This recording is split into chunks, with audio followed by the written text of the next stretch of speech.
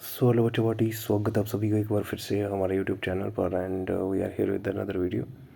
और यहाँ पे हम आपके लेके आए एक नया वीडियो जिसके अंदर हम बात करने वाले हैं आपसे क्वेश्चन पेपर जो रहने वाला है हमारा बॉटनी का, ठीक है। और ये रहेगा हमारा 6 सेमेस्टर वालों का। और ये 2023 के अंदर जो प्राइवेट बच्चे थे उनका हुआ था, ठीक है। तो आप सबको पता होगा। उसके बाद आप देख सकते हैं यहाँ पे। एंड मैक्सिमम मार्क्स आप सबको पता है 80 मार्क्स का हमारा ये क्वेश्चन पेपर होता है। 32 आपको चाहिए होते हैं। 2.5 घंटे का आपके पास टाइम होता है इस पेपर को अटैम्प्ट करने के लिए। और हमारा पेपर का टाइटल है इकोनॉमिक बॉटनी एंड बायोटेक्नोलॉजी। और ये पेपर रहने वाला है हमारा क्लस्टर यूनिवर्सिटी ऑफ जम्मू के अंदर जो भी हमारे एफिलेटेड कॉलेजेस आते हैं, ठीक है, यूजी का कोर्स ऑफर करते हैं। तो उन सभी बच्चों का ये रहने वाला है हमारा क्वेश्चन पेपर, ठीक है।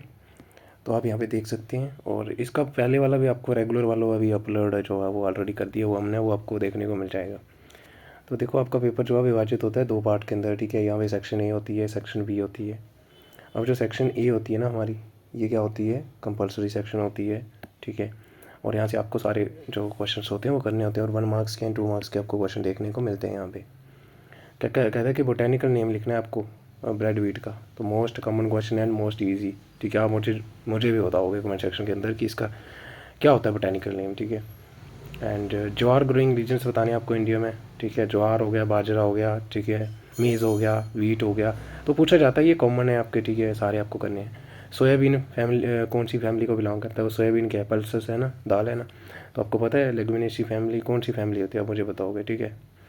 उसके बाद right the botanical name and family of coriander, ठीक है। आपको पहले तो बोटेनिकल नेम लिखना है, कोरिएंडर सैटिवम, ठीक है, साइंटिफिक नेम या बोटेनिकल नेम जिसको कहते हैं हम। और इसकी फैमिली बतानी है आपको। सेलुलर टोटिपोटेंसी क्या होती है, तो आप सबने पढ़ा होगा। सेलुलर टोटिपोटेंसी, सेल की इतनी क्षमता होती है कि वो डिवाइड कर सकता है एंड फॉर्म कर सकता है new type of cell, that is totipotency, है ना। आपको बोटेनिकल नेम बताने हैं किसी 2 टिम्बर यील्डिंग क्रॉप्स के, ठीक है। तो टिम्बर जो यील्ड करते हैं, जैसे आपने देखा होगा सिड्रस देवदारा हो गया, देवदार, है ना। पाइनस रॉक्सबर्गई हो गया, है ना, पाइनस जो पाइन होती है हमारी। तो 2 बताने हैं JNK में जो पाए जाते हैं, आप कोई भी कर सकते हो, ठीक है। उसके बाद आ जाएगा हमारा name any 4 medicinal plants of JNK UT। तो आपको 4 मेडिसिनल प्लांट्स के नाम बताने हैं JNK UT के, ठीक है। तो प्लांट्स की बात करें तो इसमें हमारे क्या क्या आ जाएंगे, आंवला आ जाएगा, ठीक है।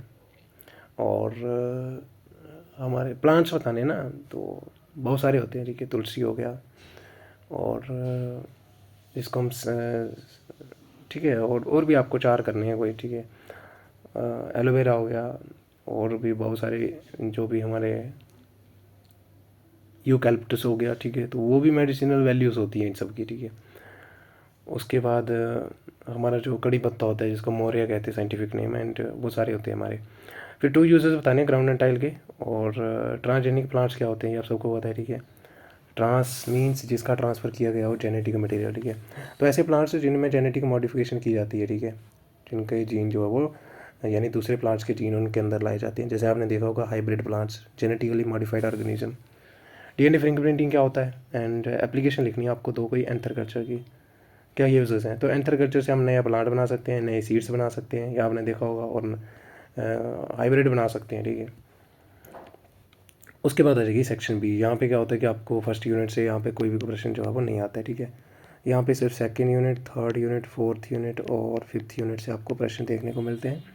और हर यूनिट से आपको 2 आते हैं, देखो यहाँ पे। और एक क्वेश्चन 16 मार्क्स का होता है हमारा, ये करना होता है आपको।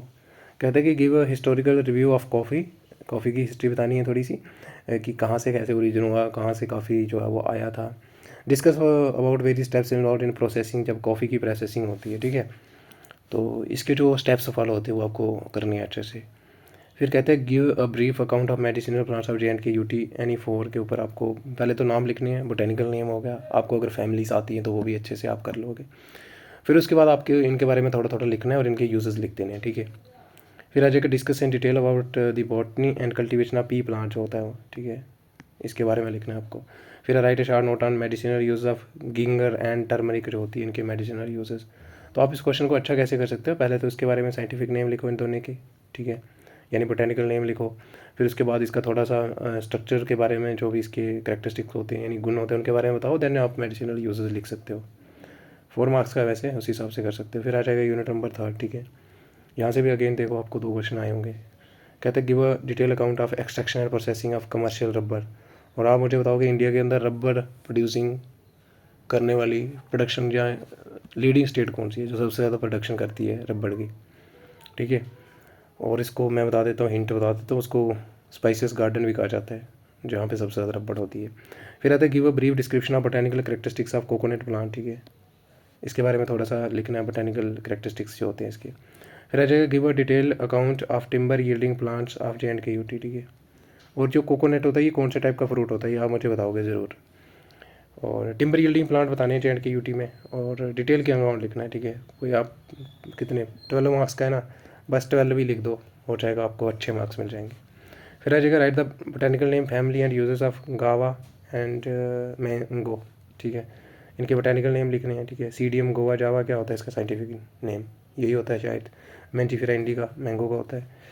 उसके बाद आ जाएगा give a detail account of gene transfer methods and used in biotechnology. तो बायोटेक्नोलॉजी में जो जो जीन ट्रांसफ़र के मेथड यूज़ किए जाते हैं, ठीक है, उनके बारे में आपको लिखना है, ठीक है।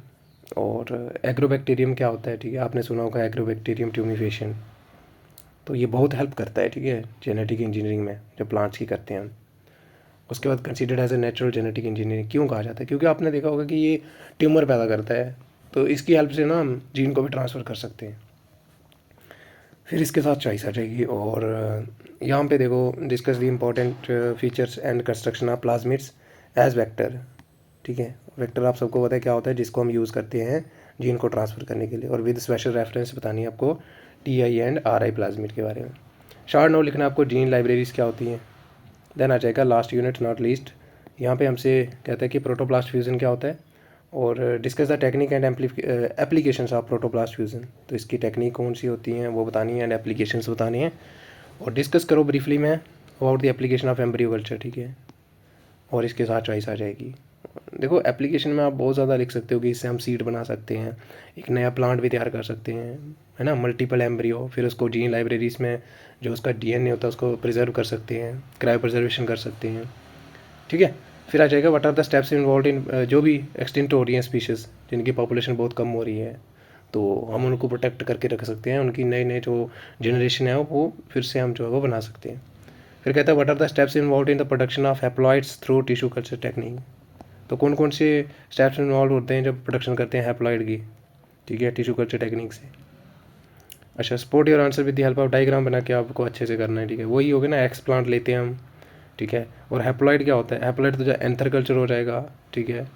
और आप सोमेटिक सेल भी लेके जो है वो हैप्लॉइड, अब मुझे ये बताओ सोमेटिक सेल लोगे तो वो हैप्लॉइड बनेगा कि डिप्लॉइड बनेगा, या मुझे बताओगे, ठीक है। तो वो डिप्लॉइड बनेगा क्योंकि सोमेटिक सेल जो होते हैं वो क्या होते हैं, डिप्लॉइड होते हैं। और जब एंथर लोगे तो वो आपके हैप्लॉइड तैयार होंगे, ठीक है। उसके बाद आपको शॉर्ट नोट लिखने हैं on the role of tissue culture in plant improvement, ठीक है। तो बताना है कि टिश्यू कल्चर का क्या रोल है प्लांट इंप्रूवमेंट में। तो ये मैंने आपको बता दिया कि इससे हम ट्रांसजेनिक प्लांट पैदा कर सकते हैं, ये जिनकी पॉपुलेशन कम हो रही है स्पीशीज़ की, उनको फिर से हम जो है उनकी पॉपुलेशन को जो है वो बढ़ा सकते हैं, है ना। एम्ब्रियो कल्चर कर सकते हैं, ठीक है। और सीड्स बना सकते हैं, आर्टिफिशियल सीड्स आपने पढ़ा होगा। तो that's all with today paper, और आशा करता हूँ कि ये वीडियो आपके बहुत काम आने वाली है, ठीक है। बस ध्यान से देख लो, और इसी प्रकार से पेपर आपको देखने को मिलता है, ठीक है, कुछ ज़्यादा चेंजेस नहीं आती हैं। सो आपको और भी पेपर जो है वो मिल जाएंगे फर्स्ट से लेके 6 सेमेस्टर तक, ठीक है। प्लेलिस्ट देख लो कृषि यूनिवर्सिटी ऑफ जम्मू की, ठीक है। सो आज के लिए इतना ही, मिलते हैं अगली वीडियो में, तब तक के लिए बाय बाय, और जुड़े रहें हमारे साथ, ठीक है। चैनल को सब्सक्राइब कर दें और वीडियो को लाइक करना नहीं भूलें आप लोगों ने। So have a good day.